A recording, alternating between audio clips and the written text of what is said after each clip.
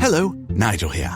As an owl, I love to be awake all night, but allergy sufferers like you probably don't feel the same. So take Xyzal at night to relieve allergies while you sleep. Then wake up fully refreshed for a more productive day. Xyzal works fast and offers 24-hour continuous relief from sneezing, runny nose, itchy watery eyes, and itchy nose and throat, so you can enjoy doing the things you love all day long. Be wise all. Take Xyzal at night. Use as directed. Starts working in 45 minutes.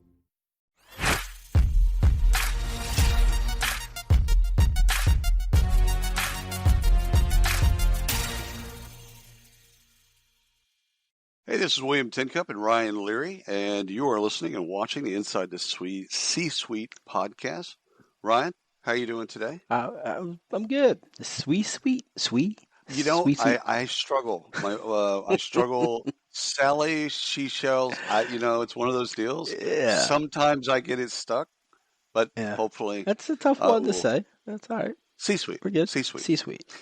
So we have Erling on today with us as a guest, and we're going to be learning all about his journey. Erling, would you do us a favor and the audience a favor and introduce yourself? Yeah, sure. My name is Erling Linde. I am the founder and CEO of a software as a service company called CV Partner. Today I'm in our Toronto office, where I just relocated 1.5 weeks ago from Norway. Okay. Okay. And CV Partner, what do we do? So CV Partner, we are going to change the name later this year, Right. because as I'm here in North America to expand CV Partner, we realized that CV, which is European for resume, it doesn't always resonate with the Americans. But we deal with resumes / CVs. And in particular, we help or we provide a solution for professional service firms like PwC or Capgemini or WSP. So big consulting, engineering, law firms. Obviously, their most important asset is their people and their expertise. And in order to win business, in particular when they bid for like public tenders, frame agreements, public bids and proposals, they need to present and showcase these people in the best possible way and show that they have the experience, the certificates, the education necessary so that they win these bids. They use our solution, our software, to do that. So we streamline that for them. I think curriculum vitae, if I pronounce that correctly, it sounds just better. It sounds more professional than resume. Resume kind of just sounds a little, I don't know, amateurish. It does. It's hard. I have this is me. This is me internally. Nobody else. Right. I have a problem saying cheers, which is off topic, but kind of not. Yeah. Like CV, I'm just used to see you later. Resume, CV, cheers. Like I don't know. I feel like if an American says cheers, they're trying to be something different. I don't know. It's just an internal. It's an internal block that I have. So I agree. The name change is probably good. Well, for years, the only people that would say CV or curriculum vitae were educators here in the States. So the time in the times that you or scientists, in the times that you'd meet somebody that had a CV, it was a multi-page, multi-thing because of research and that was a CV, and publications and all that is a CV. And I think the resume became popular because it was so like, okay, it's one page. Yeah, if for you the can't common fit it on folk, one page, we have resume. Yeah, for the common folk. All the other folks that aren't common, you've got something else. You have a CV, I've got a resume. All good. No judgment. No judgment. All right. So, when did you found the company? So I started the company in 2012, so it's quite a while ago. Good. And so it's been a fun journey. I guess I started my career as a software developer before I started this company. So coming from that background, I was obviously, I was able to build a prototype and initial software, but I did not have a clue about running a business, selling, negotiating contracts, anything like that. So that's been a learning journey. And I did this together with my co-founder, and eventually we expanded, hired more people, but we did it kind of on our own, just growing organically without any funding for 10, 11 years. And then last year, we took our first sort of venture capital investment, which allowed us to double the company in size. So now we're like 40, 45 people in 5 countries.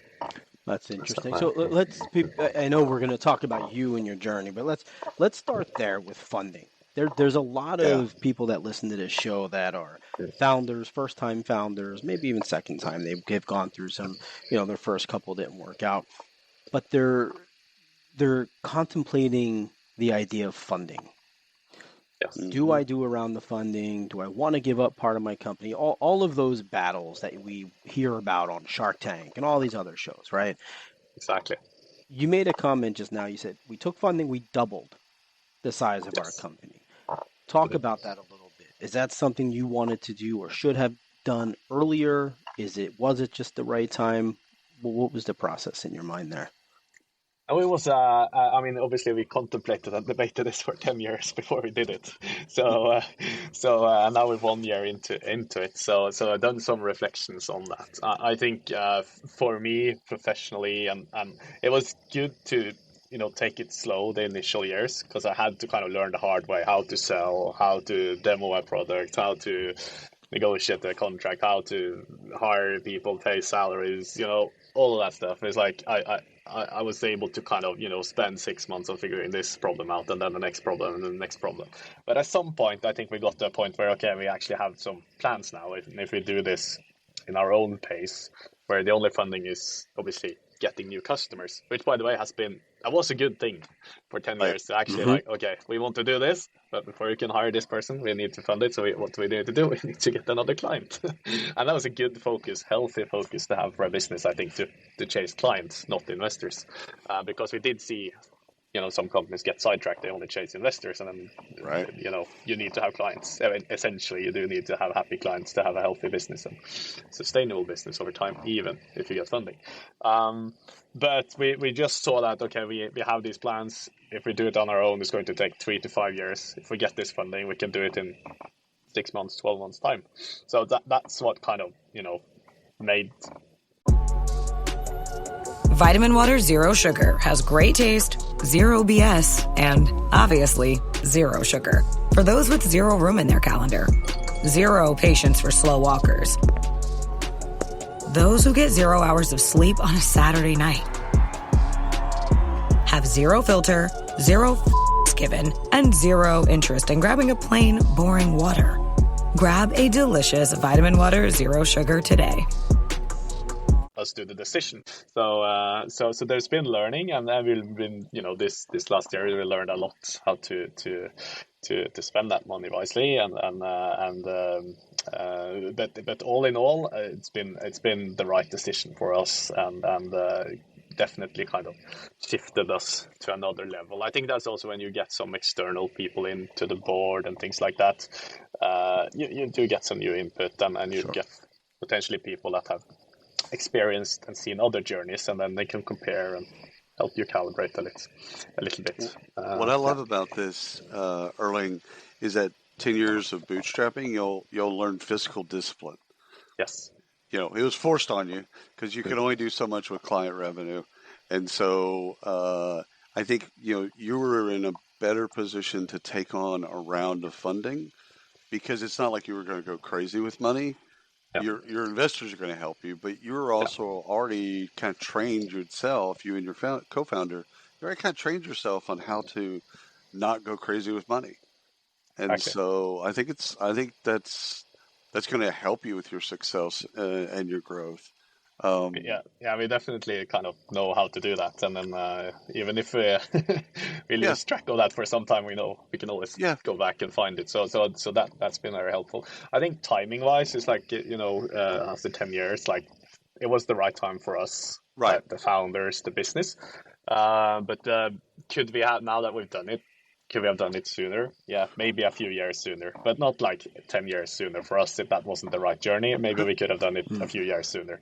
And then, coincidentally, we raised money in 2023. If we had raised it in 2020 or 21 when there was crazy valuations, the COVID pandemic that kind of inflated the valuation of software companies, then we probably would have gotten a lot better deal, like valuation-wise. So here's the deal, though. You would have gotten a better deal on valuation then, but if you do a second round, you'd have got crushed. Exactly. So those that raise money that are having a hard time raising again at that valuation, much less a higher valuation. Absolutely. So to raise in 23, it was harder. It was harder, probably more painful. The valuation was lower. But the next time you do a raise, let's say the economy does better, which I think it will, your next raise, you'll raise that valuation, and I think it'll actually prove to be a good thing, not a bad thing. Did you have board meetings before? Did you have some non or independent board members or anything like that? Not really. I mean, mostly it's been like the founding team, and of course, so we had board meetings, but was it a dinner? Was it a board meeting? So we're gonna go to Switzerland and have a retreat. It's a board retreat. That's a great question. Skiing. That's a great question. Oh yeah. There's so many companies that are small. They're like, we don't need this. Oh, well, we do, but we don't.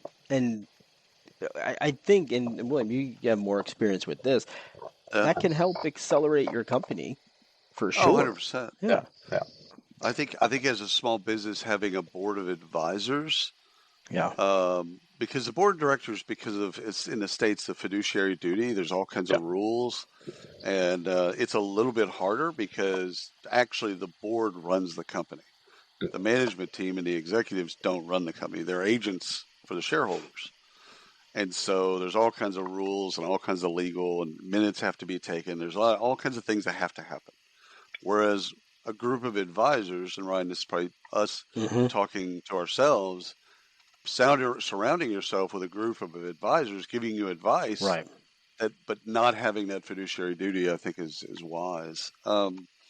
Erling, I know Ryan wants to go backwards, and I think it's probably wise that we do, so we learn a little bit about your journey. Let's go back to 16, 17-year-old Erling. What did you want to be?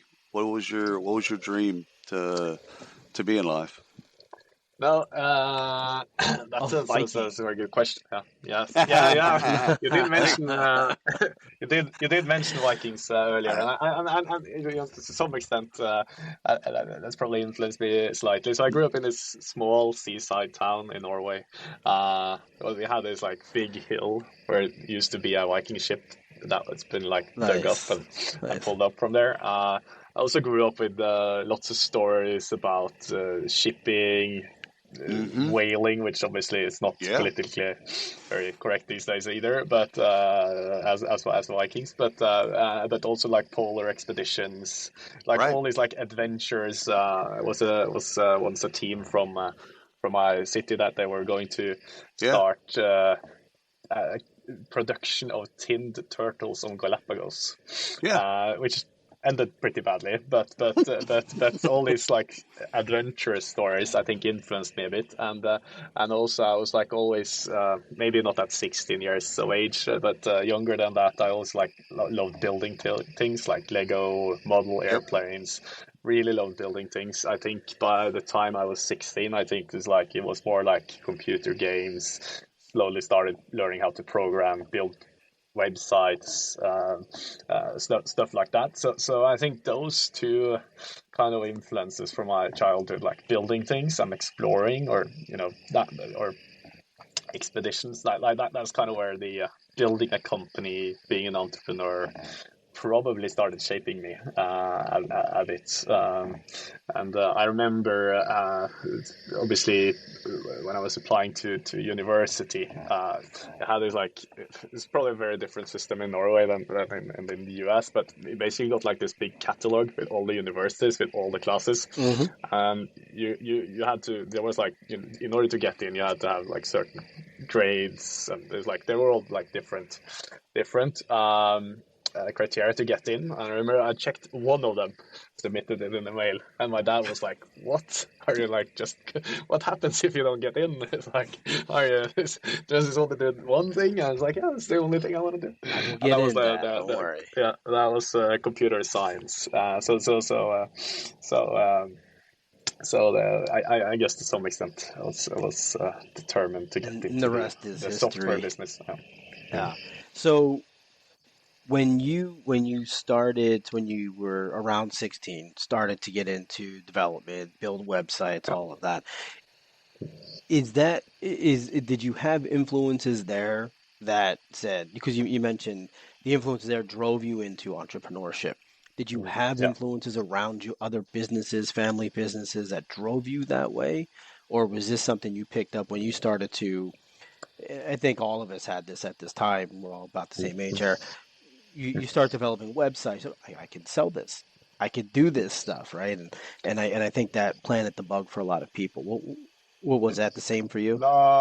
I think, I would say it's like, I probably started with like computer games, to be honest. And then as you start playing them, eventually, you learn something, you start digging with like what's under the hood, or how can I modify this or do that. So that, lots of hours kind of wasted on that, but still, I think it was the gateway. Zuckerberg probably said yes, right? Originally there was only like 8 schools that he would allow in. He was very protective of that. Yeah, but I definitely missed that window. So I think the entrepreneurial commercial thing came later. I think it was when I started university. I went to obviously computer science, but I also was part of founding this like kind of financial interest group where we raised some money to do some share trading, so we can sort of learn from that. And then we got cool. I think the head of the central bank in Norway, like a lot of these traders and bankers, they came in and explained how this financial stuff works. So I did that on the side for some years, and that's probably like what maybe helped me kind of, not only do the software development eventually. Where did you go to university? So that was in Norway, and it's what city were you in? Trondheim. It's called, like in the center, basically. Yeah. It's a fun city to study in because 30,000 students, 100,000 people live there. So a college town. Yeah. Oh, that's after school, after university. What was the first gig? What did you do right after that? So my first job was at a Norwegian consultancy, but and I was there for a year or two, and then I moved to London in the UK. So worked for a more like international consultancy there for some time, and then eventually transitioned into this company called Forward Internet Group. It was kind of a conglomerate of multiple startups. So this was heavily influenced at the time, I think, by all these kind of startup books, like the Lean Startup was very, very on the top of the hype at that time. Everyone, you just start with something, you iterate, get feedback, adjust, pivot, eventually becomes a business, which was kind of what I did in the end, and how I ended up here. Was it technical consulting? Yes, I would assume. Yeah, with your background. Was IT, software, absolutely. Okay. But I learned a lot there. Got to work with some really, really good people, and our CTO at the moment, John Spalding, I worked with him there. So that's our third hire. Even though we were a Norwegian company, our third hire was in the UK. So we've been very internationally focused, I would say, since the very beginning. Now, what time frame are we in here? Because you mentioned pre-Facebook for your fun stuff. Yeah, that's right? a long time ago. That's a long time ago. Yeah. So now your consultancy. Where are we at here? Are we close to the journey? This episode is brought to you by LinkedIn. Healthcare professionals can lead their careers with LinkedIn. Discover jobs by specialty, preferred shifts, and even desired salary. From mental health therapists to radiology technicians, it's now faster and easier for healthcare professionals to find the right fit. Learn more at linkedin.com/healthcare. Side effects may include faster job placement, improved work-life balance, and increased career satisfaction. Hey, this is Bill Simmons from the Bill Simmons Podcast, here to help you make the most of your summer with Michelob Ultra, a superior light beer worth playing for. Play for it with the guys when you're competing to see who can sink more birdies on the golf course, because winning tastes even better with Ultra on the line. Play for Ultra. Fill your fridge with Michelob Ultra this summer. Enjoy responsibly. Copyright 2025 Anheuser-Busch Michelob Ultra Light Beer, St. Louis, Missouri. Yeah, now we're like 2011 probably. Okay, so we're like right there, about to set off on the journey. What pushed you over the edge? So I think it was a combination. So I moved back to Norway. My dad had passed away just like a year before or something, and I had to decide what to do with my life, career, basically, and having all these like influences from living in London, like the startup thing. I just, maybe this is the time to actually do something, and I had a lot of terrible ideas that I built one by one, but one of them was related to this. So it's like a resume generator for job seekers or applicants. Like so I built like a UI, I built something that came out, had this thing, and I went out for dinner with some friends who had started a consultancy and talked about this, and they like, hey, but we actually spent like the last 2 weeks, we worked evenings putting these resumes together, copy pasting, formatting into these public templates, and that was a pain. And I said, like, well, that sounds easy to fix. Let me build a tool for you. And then they became our first pilot customers, basically, and then we went from there. And your co-founder, when did you have your co-founder? When did you find your co-founder, and what's the relationship? So I met him, I think, like a week after I moved back to Norway. We went to something called a startup weekend, where you have again, probably a bad idea. You work for it for 48 hours, and then you present it. And it was, I think, I can't remember. It was something about like if you're buying a new flat, whether you could check if it was like a noisy, like if it was a tram outside, or and we tried to use some public data and pull that together and sell it to real estate agents. But yeah, it wasn't a sustainable business on its own, but it was fun. And obviously his expertise was on the user experience front. He was an interaction designer. So I met him there. I continued on my own for about a year's time or something, and then I had this like prototype. I had a pilot customer, and they looked at me and said, Erling, this is awesome functionality, but it looks terrible. It's so terrible. It needs a little bit of love, baby. Exactly. So you're not the first to hear that. So your baby's really ugly. That's what you always say. But it worked, and that's what was more important to probably you is it's got to work.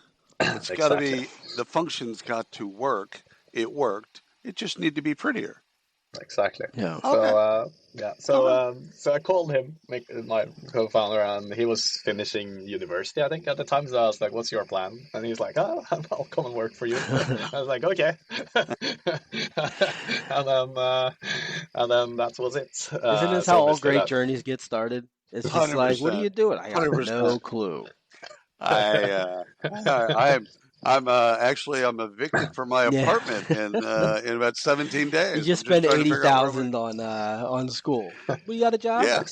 No job. Nah. I'm good. So you skipped over a part. I want to go back. You said you had a couple of bombs, some failures. Oh, yeah. And then you went to the success. Let's go backwards. Yeah. What are some of these terrible ideas that you thought were Worst idea. Come on.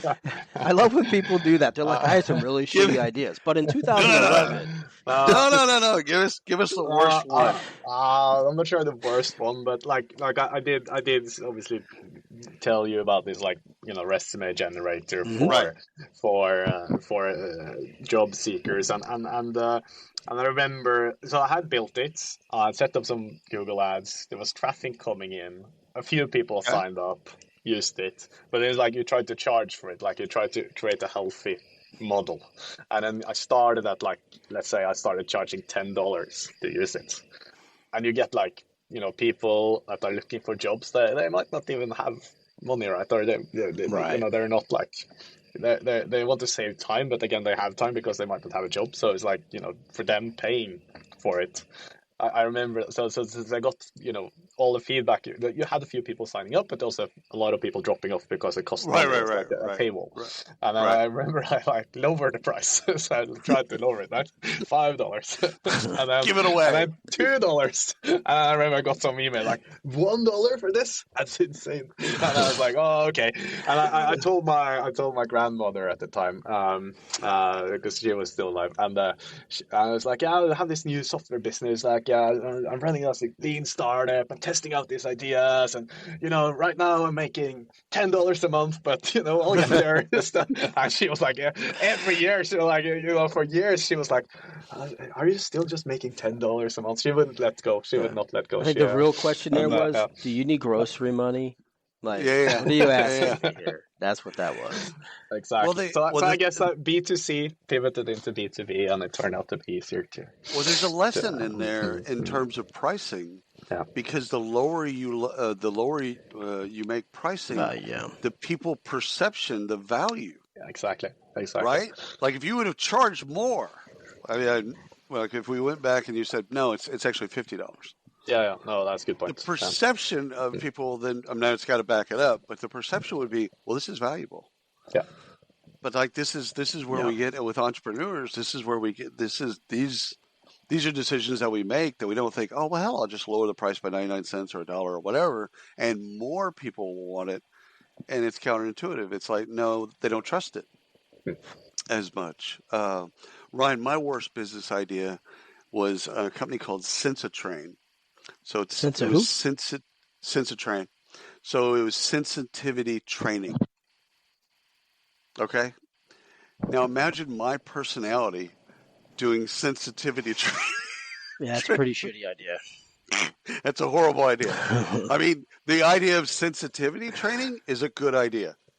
Me doing sensitivity training is a horrible idea. Yeah. So, and I got a whole list. We can go through a bunch of domains. I got tons of terrible ideas. So I get that bit, Erling. So you pivoted quickly. One of the things I want to know about the relationship you have with your co-founder is co-founders, develop, differently, and they have different relationships. So when we talk to co-founders, it's like they handle this side of the business, I handle this side of the business. Or hell, we're together every day, either virtually or otherwise. We're drinking beer, whatever. Like it's a friendship, like partnership, friendship. Yeah. And there's no right or wrong. It's just, what's the relationship that you have with your co-founder? I think it was definitely like in the beginning. It was, we saw each other every single day. We went out. We spent a lot of time in the office. It was, we even, woke up in the office sometimes, back to work, right? Well, it was like we were colleagues and we were friends. But I think that's quite intense, right? And you get to learn each other in so many ways, and as you grow, and you have to kind of, I don't know, you have to, it's you kind of, for us, I think we kind of had to slowly make a decision. Is it like, are we going to be best friends, or are we going to be, the best business partners here? And it's hard to be both all the time, at least. It is. So I guess we're still obviously very good friends, but we're not socializing that much on top of the business as we used to. So, well, you see, if you have that, and again, some partnerships can do this, where you're always together. Like you're married, you have kids, and all that other stuff, but you're always together, and that could be a strain. Like a partnership, at least as it's been explained to me, is another marriage.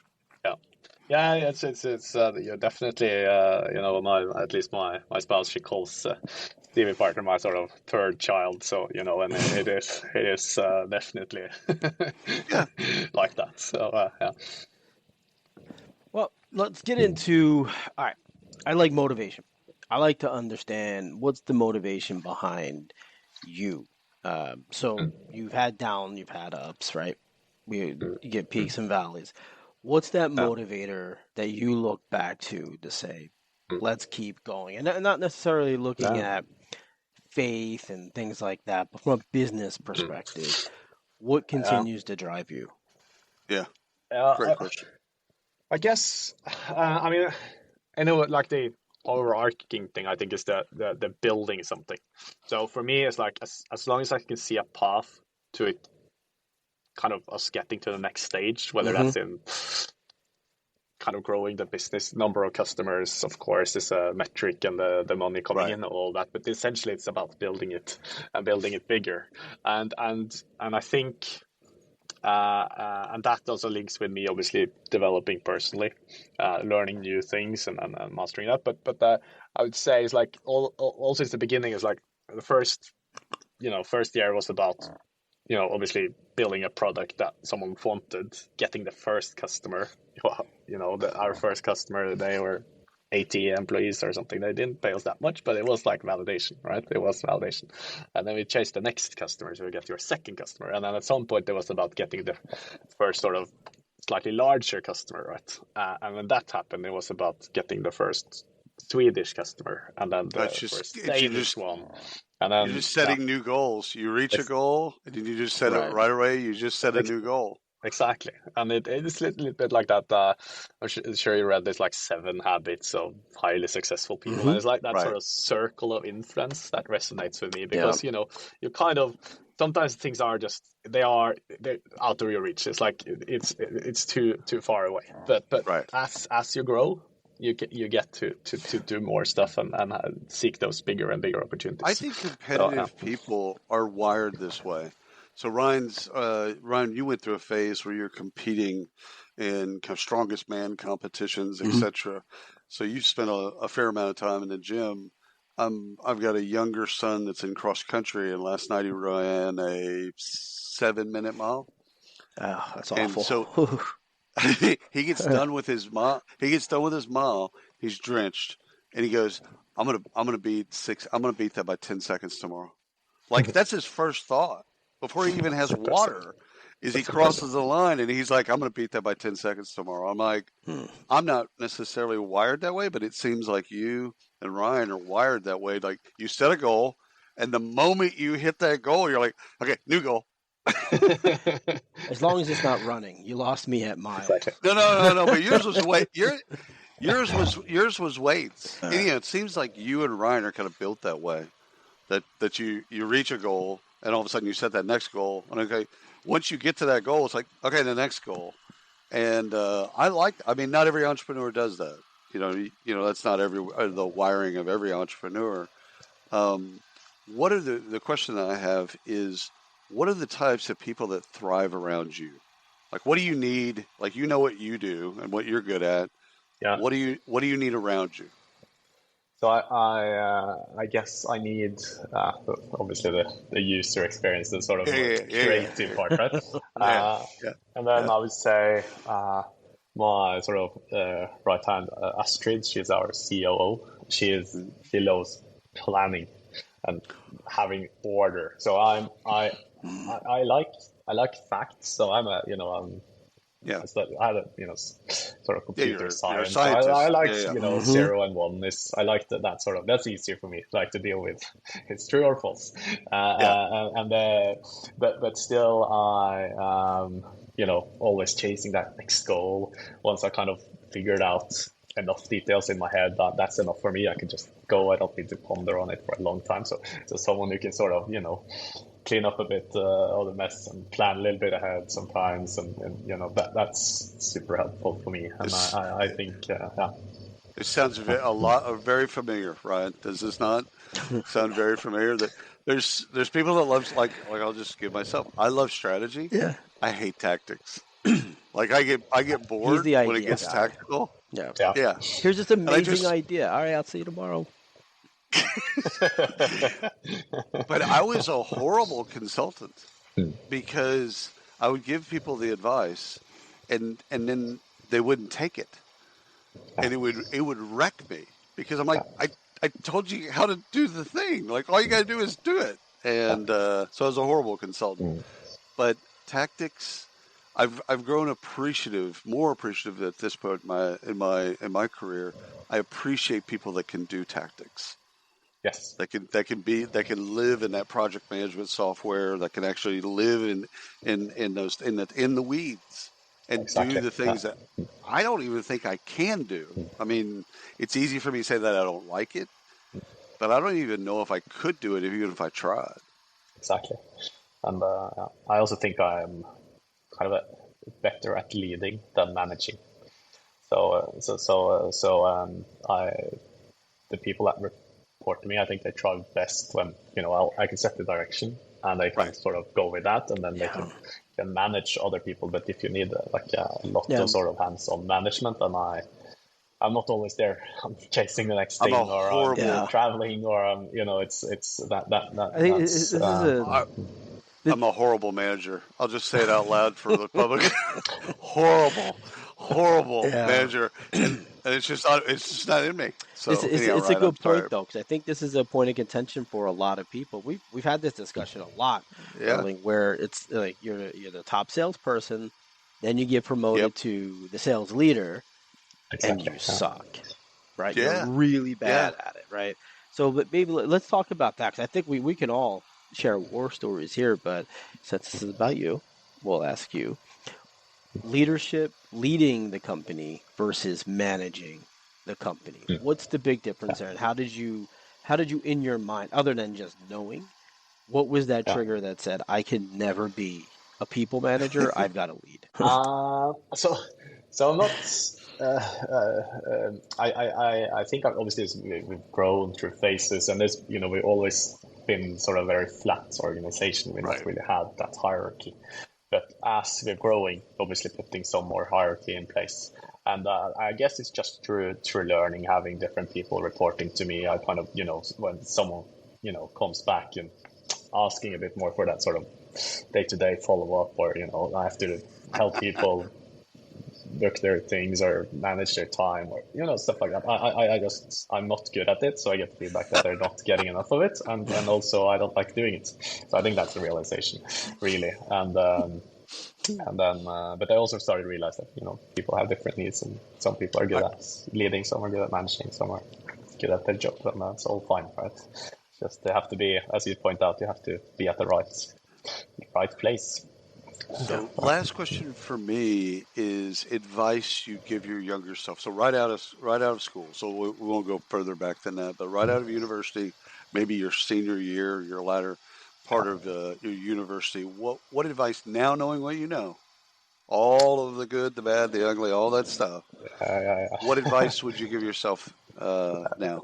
I think it's definitely sort of to hang in there, and also just like emotionally. I think it's like over the years you've been through so much, so that you're starting to get a bit not so affected by all the ups and downs. But in the beginning, it's like it's life and death, right?